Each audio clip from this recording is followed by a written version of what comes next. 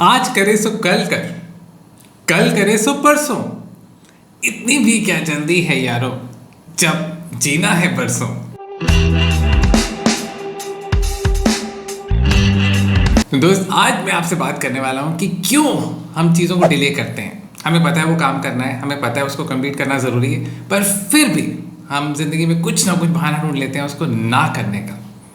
तो हम लोग प्रोक्रेस्टिनेट क्यों करते हैं और क्या करना चाहिए ताकि हम प्रोक्रेस्टिनेशन की जोन में ना जाएं।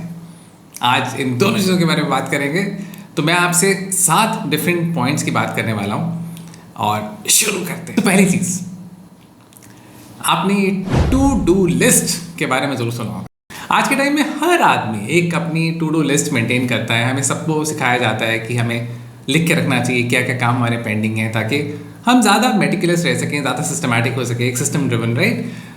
लेकिन बहुत लोग कई बार इतनी लंबी टू डू लिस्ट बना लेते हैं कि वो इतनी लंबी लिस्ट को देख के लगता है कि अरे बाबा कुछ भी नहीं हो पाएगा। मैं जब टू डू लिस्ट की बात करता हूँ तो मुझे 2020 का टाइम याद आता है। कोविड के बाद का टाइम, मैंने अपनी बुक पब्लिश की और कुछ लोगों ने जैसे परचेज़ की, उसके बाद मुझे मैसेज किया ऑनलाइन अपनी, उन्होंने जब परचेज़ की उसके बाद उन्होंने मैसेज किया कि मैंने बुक परचेज़ की है। तो मेरे एक बहुत ही करीबी दोस्त, बहुत अजीज़ दोस्त, तो उनका मैसेज आया। मैंने वैसे ही उनसे 3-4 हफ्ते बाद एक उनको व्हाट्सएप किया कि तुमने मुझे कहा था बुक परचेज़ की, क्या उसको पढ़ पाए। छोटी सी किताब, अबाउट 130-140 पेजेस। तो उन्होंने कहा no because it's I didn't get the time but it's there on my to do list, it's perfectly fine. तो ऐसे ही 3-4 हफ्ते और निकल गए। मेरा करीबी दोस्त है, तो कभी दोबारा मैंने बीच में वैसे ही एक दिन फिर दोबारा व्हाट्सएप मैसेज किया। मैंने कहा भाई बुक पढ़ी, तो because it's right there, not the book but right there, I can see my to do list, it's right there in my to do list. अब देखो 2 बार ऐसा हुआ ना, वो मेरा करीबी दोस्त है, उससे तो मैं पूछ सकता था। मैंने कहा भाई तेरी टू डू लिस्ट में कितनी चीज़ें हैं। आप घबरा जाएंगे सुनकर, मुझे तो ऐसे लगा उस दिन। उसकी भाई की 27 चीज़ें लिखी हुई थी टू डू लिस्ट में, 27। तो भाई इतनी लंबी टू डू लिस्ट पर कहीं ना कहीं कभी ना कभी तो आप प्रोक्रेस्टिनेट करने लग जाएंगे। तो टू डू लिस्ट बनाइए। मैं आपको ये नहीं कह रहा हूँ कि क्या राइट नंबर है, वो आपको डिसाइड करना है, बट एक ऐसा नंबर जिसमें से आप कुछ चीज़ें कर ले तो आपको लगना चाहिए कि हाँ लिस्ट बहुत छोटी सी रह गई, वो टास्क भी कंप्लीट कर लेते हैं। तो ये थी पहली चीज़। सेकेंड चीज़ जो मैं आपसे बात करना चाहूँगा वो इसी चीज़ की एक एक्सटेंशन, लेकिन इसको मैं कहूँगा 2 मिनट रूल। आप बहुत सी चीज़ें आपकी उस टू डू लिस्ट पे होंगी जो फटाफट कंप्लीट की जा सकती हैं। मैं जैसे फटाफट मतलब कि जैसे सपोज आपने एक ज़रूरी एक फ़ोन कॉल करनी थी, किसी को कुछ इन्फॉर्मेशन पास ऑन करनी थी, कोई भी आपको कुछ पर्टिकुलर काम हो सकता है उस इंसान से, आपने वो कॉल करनी थी। उस कॉल में हार्डली 1-2 मिनट लगने थे, पर अब आप कॉल करने से पहले ये सोच रहे हैं मैं कॉल करूँगा, वो आदमी इस समय खाना खा रहा होगा, वो आदमी इस समय कोई इंपॉर्टेंट मीटिंग में हो सकता है, वो आदमी अपनी फैमिली के साथ कहीं बाहर हो सकता है, शाम का टाइम हो गया। अरे बाबा, आप सब कुछ, शायद वो इतने सिनेरियो सोचने में आप 5-10 मिनट लगा रहे हैं, फ़ोन कॉल फिर भी नहीं की। इससे अच्छा तो था आप फ़ोन कॉल कर देते। मैक्सिमम क्या होता है, वो अपनी फ़ोन कॉल पिक नहीं करता, आप उसको व्हाट्सएप कर सकते थे। मीन्स उस सिनेरियो को सोचने में इतना टाइम लगा देते हैं कि एक्चुअल काम करना भूल जाते हैं। तो 2 मिनट रूल मीन्स आपकी लिस्ट में जितनी चीज़ें आपने लिखी हुई हैं, या अगर वो लिस्ट में नहीं भी है, कोई भी एक ऐसी छोटी सी चीज़ आती है जो आप साथ साथ कर सकते हैं, उसमें प्रोक्रेस्टिनेट करने की बिल्कुल ज़रूरत नहीं है। Just get over with it. इसका एक और बहुत इंपॉर्टेंट रीज़न है, आपको पता है, हमारा माइंड जो है, हमारा माइंड ना जितने भी इनकम्प्लीट टास्क होते हैं उनको बार बार याद करता रहता है। आप सोच के देखिए, इवन अगर आप कभी छुट्टी पे जा रहे हो तो जो भी टास्क आप आने से पहले जो कंप्लीट करके आए थे, वो माइंड उसके बारे में नहीं सोच रहा, पर जो भी इनकम्प्लीट रह गया है आपका माइंड बार बार आपको रिमाइंड करा रहा है, अरे बाबा वो इनकम्प्लीट रह गया, वो इनकम्प्लीट रह गया। तो जितने कम टास्क आपके इनकम्प्लीट रहेंगे, माइंड उतना ही फ्री रहेगा। तो कोई भी छोटी सी चीज़ जो आपके सामने आती है, जो फटाफट की जा सकती है, उसको कर डालिए। So 2 minute rule, something which can be done in about 2-3 minutes, do it right away rather than putting it on a to do list. Next बात करते हैं, ये है आपके, मैं इसको कॉन्सेप्ट को बोलता हूँ टाइम ब्लॉकिंग। आपने सुना होगा इसके बारे में, और मैं इसको फॉलो करता हूँ, मैं आपसे वो शेयर करूँगा कैसे। अब बहुत बार, अब जब हमने बहुत ज़्यादा चीज़ें करनी होती हैं, अगेन इसको अगर हम बात करें, बिल्कुल टू डू लिस्ट पे नहीं जाऊँगा, मतलब मान के चलिए एक तरह की बहुत चीज़ें करनी है, तो उसको हम ना अगर हम स्कैटर करते रहेंगे तो फिर कहीं ना कहीं आप उस रिदम में नहीं आ पाएंगे। मैं आपको डायरेक्टली इसका अपना एग्जांपल देता हूँ।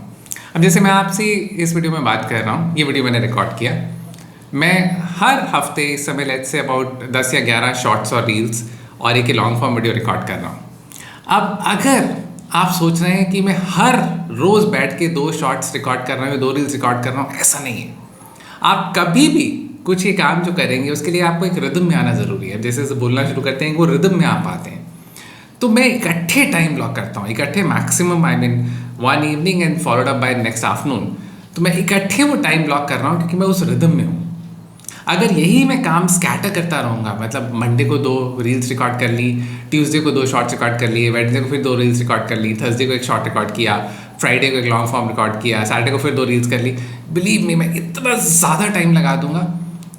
तो वो और फिर वो उसमें प्रोक्रेस्टिनेशन जोन में भी जा सकता हूँ कि ठीक है आज मेरे को 1 या 2 रील्स तो करनी थी, नहीं की तो कल मैं 4 कर लूँगा, मतलब वो प्रोक्रेस्टिनेशन जोन। लेकिन अगर मैंने टाइम पूरा वो ब्लॉक किया हुआ है कि मान लीजिए सैटरडे नाइट और फिर संडे आफ्टरनून, या मान लीजिए संडे नाइट मंडे आफ्टरनून, जैसे भी अगर मैंने वो 2 अपने टाइम ब्लॉक किए हैं, मुझे पता है मुझे इकट्ठे एक लॉन्ग फॉर्म और इकट्ठे 2-3 शॉर्ट्स, या इकट्ठे मुझे अबाउट 7 रील्स और 1-2 शॉर्ट्स इकट्ठे वो करने हैं, तो माइंड पूरा फोकस्ड है।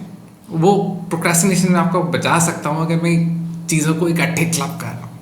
सो start blocking some time for some activities and you will not get into that zone, not get into that zone. चौथा, आपके गोल से लेकर, और बड़ा इंटरेस्टिंग मुझे इसमें अपने एक दोस्त की, मैं कहानी नहीं कहूँगा, मतलब दोस्त का एक वाक़या मुझे याद आता है। सो ये चौथा पॉइंट जो मैं आपसे बात करने वाला हूँ ये है गोल्स से रिलेटेड। अब आप, मैं, हम सब लोग कुछ ना कुछ गोल सेट करते हैं। बहुत बार जब हम गोल सेट करते हैं, बहुत बड़े गोल सेट करते हैं, करने चाहिए, बड़े कहते हैं ना ऑडिशियस गोल्स भी सेट करने चाहिए। पर कई बार क्या होता है, उसको लेकर आपने जो टास्क करने होते हैं उस गोल तक पहुंचने के लिए, अगर वो बहुत बड़ा गोल है तो कहीं ना कहीं आप वो टास्क करना बंद कर देते हैं। अगेन मुझे अपने एक दोस्त का वाक़या आपको बताया था वो याद आता है। तो उस ज़माने की बात है जब मेरे पास भी स्कूटर होता था, मेरे दोस्त के पास भी उसके पास बाइक होती थी। तो उसके बाद एक दिन वैसे ही उसके मन में आया कि विकास मैं कोई छोटी मोटी गाड़ी नहीं लेने वाला हूँ, मैं सीधी अपने नाम पे, अगर मेरे नाम पे रजिस्ट्रेशन होगी कोई गाड़ी की, वो मर्क की होगी, मर्सिडीज। मैं कहा वेरी गुड। अब भाई हमने तो 800 से शुरुआत की, मारुति 800, उसके बाद फिर अपग्रेड किया धीरे धीरे।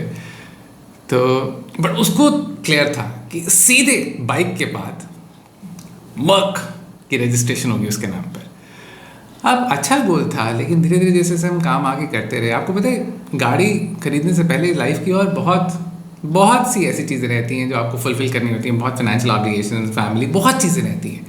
तो कहीं ना कहीं बहुत साल ऐसे निकलते रहे, तो उसने जो भी एक्टिविटी सोची हुई थी वो धीरे धीरे उसको, क्योंकि वो अनअचीवेबल सा लगने लगा, उसने उतना भी फोकस करना या उतना भी एफर्ट करना कम कर दिया।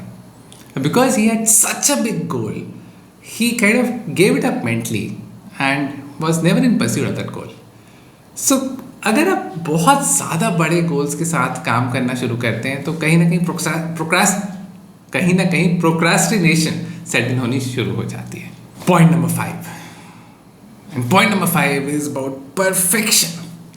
बहुत लोग प्रोक्रास्टिनेट इसलिए करते हैं क्योंकि वो बिल्कुल ज़िंदगी में परफेक्ट होना चाहते हैं।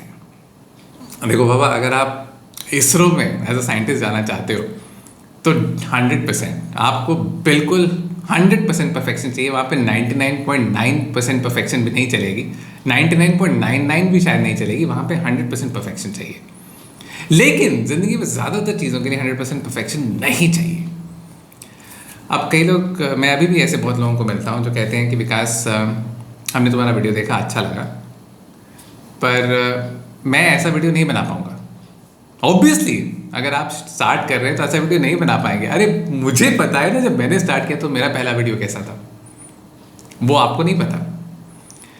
पर वो इंसान एक बहुत अच्छा फर्स्ट वीडियो बनाना चाहता है, परफेक्ट वीडियो जिसमें एकदम साउंड एकदम बढ़िया हो, उसके एक्सप्रेशंस बढ़िया हो, उसकी बॉडी लैंग्वेज सब कुछ एकदम बढ़िया। ऐसा नहीं होगा। तो आप कई बार सोचते हो क्योंकि मैं उस लेवल पर नहीं जा पाऊंगा जो मेरा एस्पिरेशन लेवल है, आपको पता है वहाँ तक नहीं जा पाएंगे, तो आप अपना पहला वीडियो रिकॉर्ड ही नहीं करते।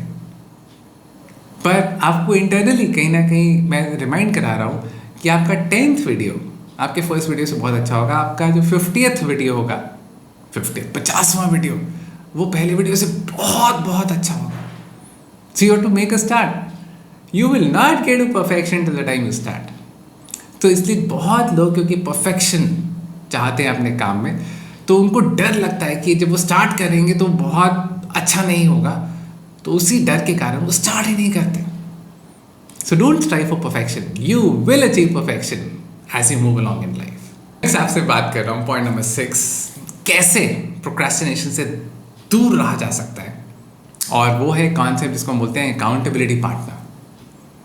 मैंने अभी रिसेंटली एक कोर्स ज्वाइन किया, हाँ मैं भी सीखता रहता हूँ, तो मैंने एक कोर्स ज्वाइन किया। उस कोर्स में हम लोग टीम्स में काम कर रहे थे, तो उसमें अगेन टीम्स में जब हम इकट्ठा काम करते थे तो हम आपस में अकाउंटेबिलिटी पार्टनर्स थे, मतलब 2 या 3 लोग आपस में छोटी टीम्स बन गई थी। अकाउंटेबिलिटी पार्टनर का फ़ायदा क्या है, क्योंकि आप एक दूसरे को कहते हैं ना हिंदी में जवाबदेही होते हैं।